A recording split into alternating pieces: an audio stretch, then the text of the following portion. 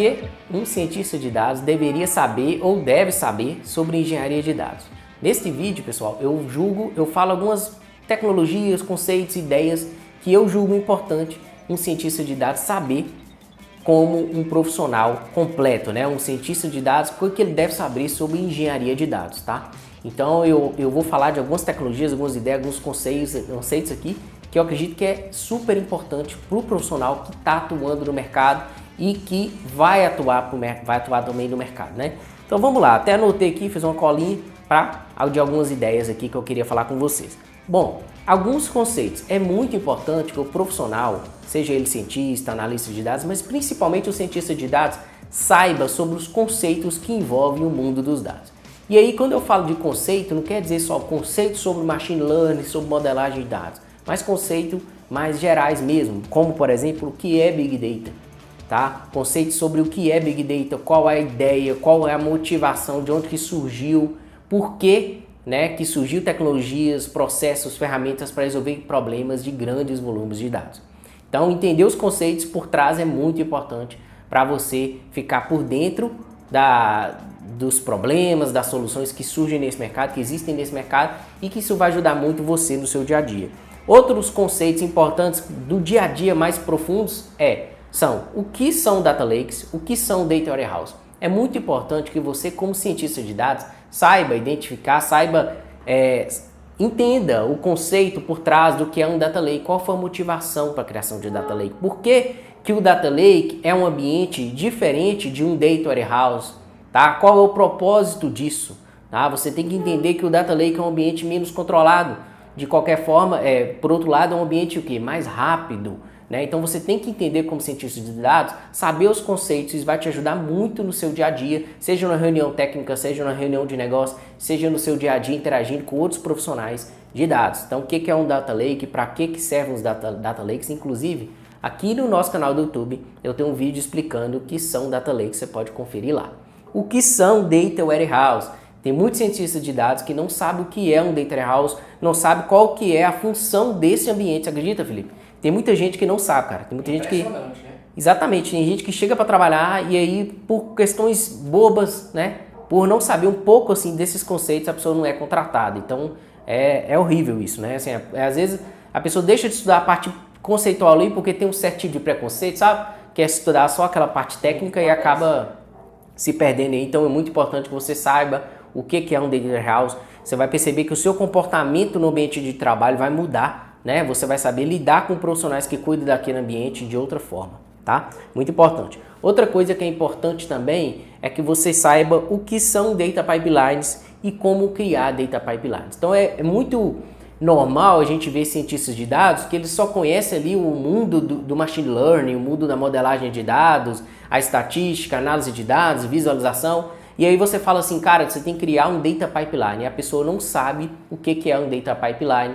A pessoa nunca tentou criar um fluxo de dados, nunca tentou simular tudo, como que funciona o fluxo mesmo, um pipeline de dados, né? Como que ela vai trabalhar, qual vai ser os passos, as etapas, nunca tentou automatizar isso. Então é muito importante que você saiba o que é um Data Pipeline, né, os conceitos ali por trás, e é importante que você saiba criar um Data Pipeline. Inclusive, é legal que aqui no canal do YouTube a gente tem alguns vídeos, né, sobre o Apache Airflow, que é uma solução para você criar Data Pipelines totalmente gratuita, integrada com Python, você escreve suas DAGs em Python, tá? Então, a utilização de criação, de entendimento e de criação de Data Pipelines é muito importante, tá? E aí você pode estar se perguntando, mas por que eu como cientista de dados, né, você como cientista de dados, precisa saber criar Data Pipelines? O principal motivo você muitas vezes vai ser responsável pelos ambientes nas quais você vai criar, pela solução completa do trabalho que você está lidando, pelo projeto. Então, não necessariamente vai existir ali alguém que vai cuidar dos Data Pipelines e a responsabilidade vai acabar sendo sua, né? Então, quem nunca, né, Felipe, chegou num ambiente para trabalhar e que você perguntou, cara, cadê o cara que vai cuidar do banco? Que o cara vai cuidar da infra aqui? E aí a galera vira e fala assim, cara, toma aí que o filho é seu, se vira. É o famoso Severino, né? É o famoso Severino. Chega no ambiente para trabalhar e descobre que ele é o Severino. Exatamente. Então é muito comum você ter que cuidar de tudo. Cuidar do backup, cuidar dos dados, cuidar do fluxo, cuidar do pipeline como um todo. tá? E fica a dica, né? Conheça o Apache Airflow, tem vídeo aqui no canal do YouTube ensinando você a trabalhar com ele. Beleza? Soluções para análise de dados, anotei aqui. Muito importante que você, como cientista de dados, conheça algumas soluções. Não fica só no mundo ali do Jupyter Notebook, não fica só no mundo ali do Visual Studio Code, da sua IDE, do seu editor de código, né? Saiba que existe ferramentas, soluções para análise de dados. Exemplo, o Presto, BigQuery, Azure e Synapse Analytics. Então são soluções que você, como cientista de dados, deve conhecer. Não quer dizer que você tem que se aprofundar, tá? Você não tem que se aprofundar porque você não é um engenheiro de dados. Você não vai estar provendo essa solução para ninguém. Mas você, como cientista de dados, deve conhecer o propósito, para que serve, como que funciona. É muito importante, tá? O Presto, por exemplo, é uma iniciativa do Facebook para um engine de queries, onde você consegue controlar queries, consultas, né? Escalar consultas, gerenciar tudo isso. Então, é uma ferramenta fantástica.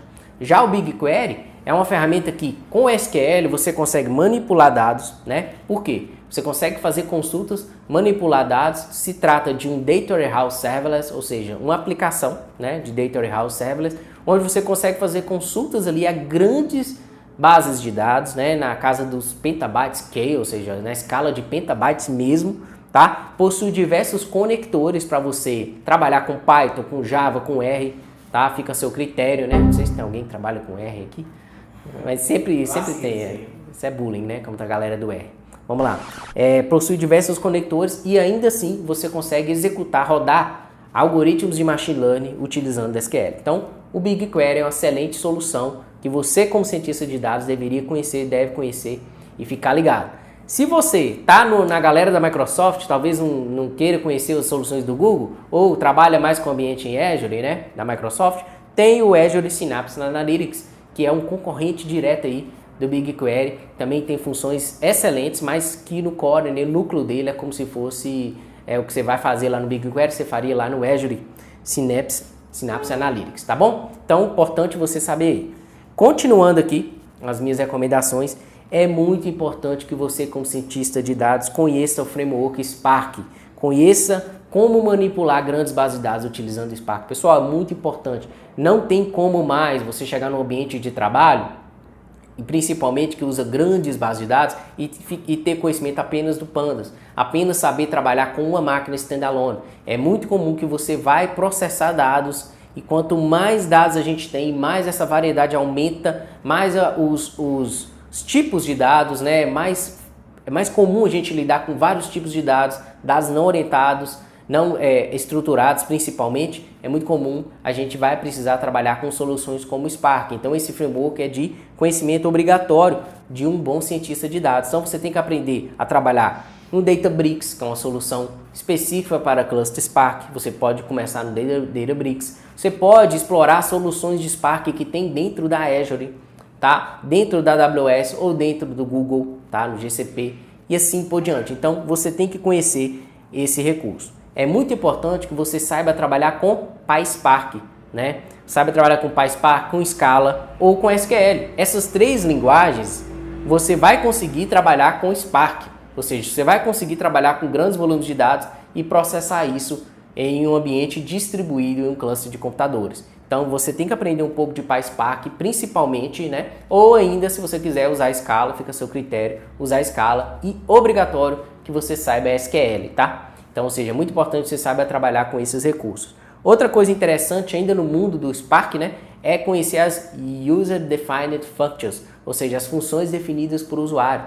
Esse recurso é muito interessante, que permite que você consiga trabalhar com equipes que interagem com linguagens diferentes. Então você pode, Felipe, não sei se você sabe, mas você pode trabalhar com Python, né, escrever um código Python e ao mesmo tempo consumir uma função que foi escrita em Scala, por exemplo. Entendeu? É legal porque você ganha flexibilidade. Aquele código Scala pode ser mais performático, alguma coisa assim, você chama ele ali. Exatamente. Então você ganha flexibilidade porque você pode ter um time que escreveu uma função em Scala, por exemplo, e você incorporar aquilo ali na sua aplicação. Então te dá muita flexibilidade, te dá desempenho e assim por diante. Então é interessante conhecer as funções definidas para o usuário. Ainda no mundo do Spark, que eu acho que deixei mais para o final, mas na minha mais importante que você, como cientista de dados, aprenda de tudo que eu falei aqui, é trabalhar com Spark. Ainda no mundo do Spark você tem o Spark Stream, que é o quê? A forma de você trabalhar Near Real Time utilizando o Spark. Então imagina você está processando um arquivo que está chegando em um sensor em tempo real, né?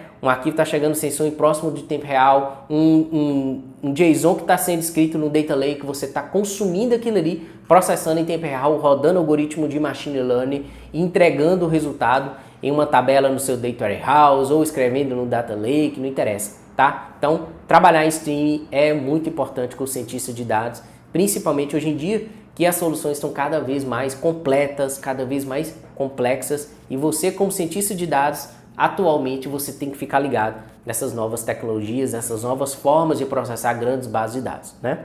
Então o streaming é importantíssimo.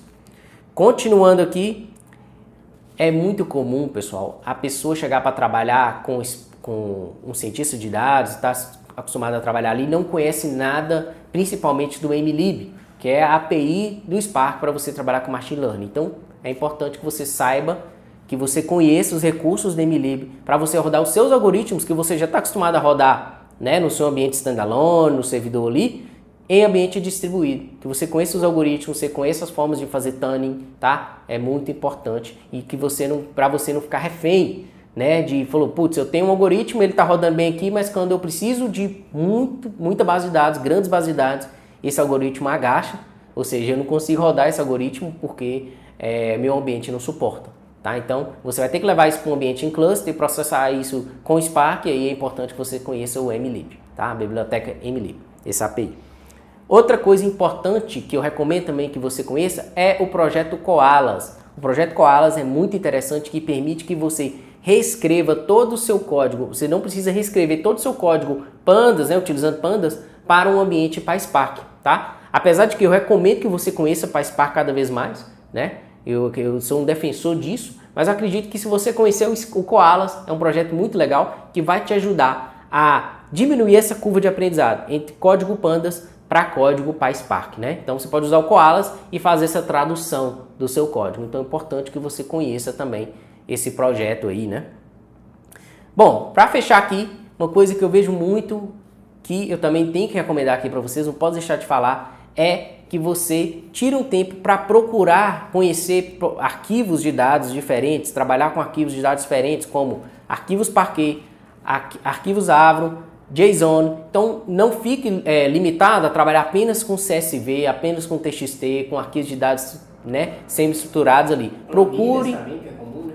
Sim. Muito planilha de Excel, assim, pessoal, esse tipo de dados mais simples, né? Com certeza, muito comum as pessoas ficarem ali só com CSV, ou então pega o dado Excel, converte para CSV, trabalha ali. Aí quando chega no ambiente de grandes bases de dados, um ambiente que tem mais engenharia de dados, a pessoa se dá de cara com um Parquet da vida e não consegue trabalhar com arquivo, ou tem muita dificuldade, ou com Avro, né, JSON, então é muito comum isso. Então você, como cientista de dados, tem que ficar ligado nesses formatos de dados aí, para você saber trabalhar com esses formatos que são muito mais comuns em ambientes grandes, né, pelo fato do tamanho, do tempo de processamento e por outras razões aí, beleza? Então é importante fazer isso.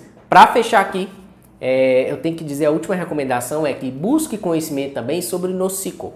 Busque conhecimento para você saber lidar com bancos de dados NoSQL, com soluções de bancos de dados NoSQL, seja o Cassandra, MongoDB, todos eles contém APIs, contém conectores para você continuar usando Python, continuar usando R, a linguagem que você quiser, e interagir com bancos de dados NoSQL. Então, busque entender como trabalhar com esse tipo de banco, qual que é o conceito, qual que é a ideia dos bancos de dados organizados a documentos, a coluna e assim por diante, tá? Então, essas são as minhas recomendações para vocês, cientistas de dados, e o que eu acho que é obrigatório que você saiba no mundo da engenharia de dados. Você, como cientista de dados, acho que é obrigatório que você saiba, conheça, busque conhecimento. Não quer dizer que você tem que se tornar um especialista, mas que você tenha conhecimento a ponto para você não ficar perdido aí nesse mundo, beleza? Se você gostou, deixa um comentário para mim, para eu saber se essa linha é legal, né? Se você quiser sugerir um conteúdo, escreva aqui também e será um prazer. Deixa seu like, se inscreva e eu te vejo no próximo vídeo. Um abraço.